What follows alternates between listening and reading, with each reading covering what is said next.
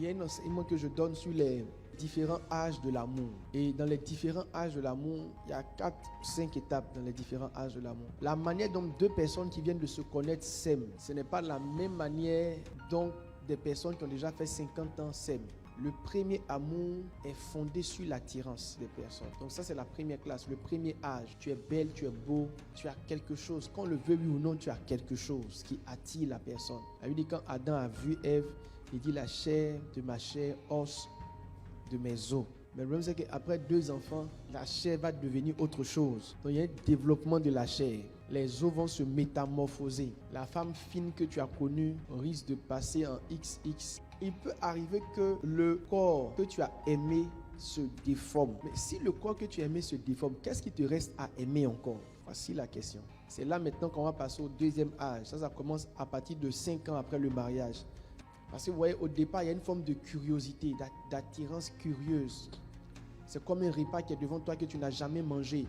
Tu aimerais bien savoir quelles sont les subtilités du goût. Mais un repas que tu manges matin, midi et soir, à un moment donné, il te faut beaucoup de choses pour pouvoir le manger encore. Parce que tu le manges dans tous les cas. Le deuxième âge est plus subtil. C'est au deuxième âge que tu te rends compte qu'il y a des choses que tu aurais dû constater avant de partir. Au deuxième âge, par exemple, l'une des choses qui va commencer à jouer beaucoup, par exemple, une femme, c'est la manière dont elle étudie avec ses enfants. Là, tu ne vas plus aimer la femme, tu vas aimer la mère. Tu seras à la fois la mère de tes enfants, mais ta mère à toi. Donc, il y a d'autres compétences qui vont créer un équilibre dans ta vie, qui vont faire que tu ne pourras plus être déséquilibré. C'est vrai qu'elle n'a plus la même forme, mais tu sens que la dame coordonne et elle maîtrise la maison. Tu sens que les enfants sont bien éduqués. Tu sens que le budget est maîtrisé. Tu sens qu'il y a un ordre dans ton environnement. Ce n'est pas sa forme qui gère ça. Ce sont des compétences qu'elle a à l'intérieur. Maintenant, il y a le troisième âge. Le troisième âge, c'est ce qui fait que beaucoup de personnes ont du mal à divorcer. On rentre dans le troisième âge autour de 40-50 ans. Dans le troisième âge, l'une des choses qui fortifie l'amour, ce sont les accomplissements communs.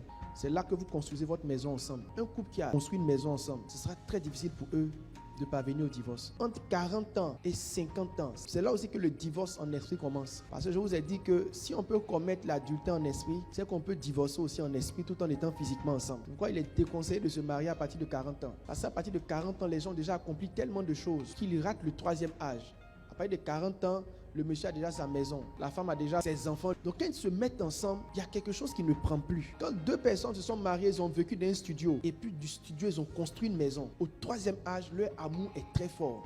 Donc le troisième âge, c'est l'âge des accomplissements. Donc ceux qui ne passent pas ça, c'est les maris individualistes. Ils ne révèlent pas leur argent à leur femme. Madame, c'est pas ce qu'il a. Madame, c'est pas ce qu'il fait. Monsieur, c'est pas ce que madame fait. Madame, c'est pas ce que monsieur fait. À un moment donné, un couple qui n'a pas de projet d'ensemble est un couple qui va commencer à sécher. C'est pourquoi il y a beaucoup de divorces dans les couples de pasteurs. Les divorces dans les couples de pasteurs viennent parce que à partir du troisième âge, les pasteurs peuvent entrer dans une dimension où leur femme ne sait même plus ce qu'ils font. Ta femme est à la maison, toi tu es à l'église. Quand cette déconnexion naît, ça crée un vide. C'est comme s'il y a une partie de ta vie dans laquelle ta femme n'est pas. C'est une forme de divorce. Quoi que vous fassiez, à un moment donné, il faut que vous deveniez un à un certain niveau. Si Dieu vous donne la grâce de le servir, servez avec votre épouse. Donc vous qui voulez vous marier là, mariez-vous avec des gens qui aiment ce que vous faites et qui peuvent trouver un intérêt. C'est pour ça que les couples de footballeurs ne durent pas. Au départ, ça marche parce que c'est comme si elle gère les enfants et elle gère la maison. Mais quand les enfants deviennent autonomes, c'est comme s'il n'y a pas de vie entre elle et son mari. Maintenant, le troisième âge est très important parce que c'est le troisième âge qui va annoncer le quatrième âge. C'est aussi une occasion pour moi de dire aux femmes qu'on ne se marie pas pour ne pas aimer ce que l'autre aime.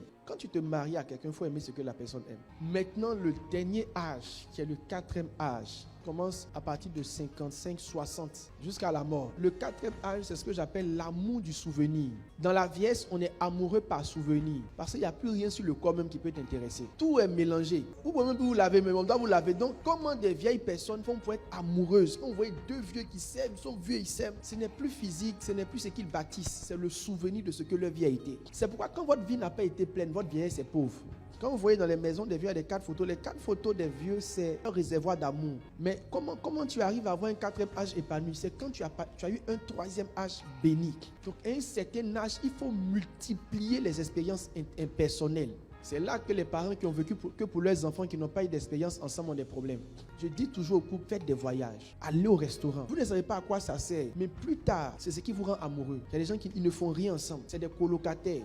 Investissez dans le souvenir. Prenez votre argent, allez en vacances, allez aux Bahamas. Un foyer où le mari est tout le temps en voyage sera très malheureux au 4e âge. C'est comme s'il n'y a rien entre vous. Vous savez, on peut n'avoir jamais divorcé. C'est possible, mais avoir été très malheureux dans son couple. Et ce qui est intéressant, c'est qu'ils ne le savent pas. Est-ce que tu sais que le malheur se découvre au bonheur? Ce que tu manges chez toi, tu penses que c'est doux. Il faut manger ailleurs. Quand tu viens de manger, viens manger ce que tu mangeais. Tu vas te rendre compte que ce que tu manges là, c'est pas doux. L'une des raisons pour lesquelles tu penses que tu es heureuse dans ton malheur, c'est parce que tu n'as pas encore vu des gens qui sont heureux. Quand tu vas réellement voir des gens qui sont heureux, tu vas te rendre compte que tu es malheureux. Nos parents n'ont pas compris l'amour. Donc, ça fait que c'était un modèle qu'on a vu, qu'on pense c'est ça qui est le bonheur en amour.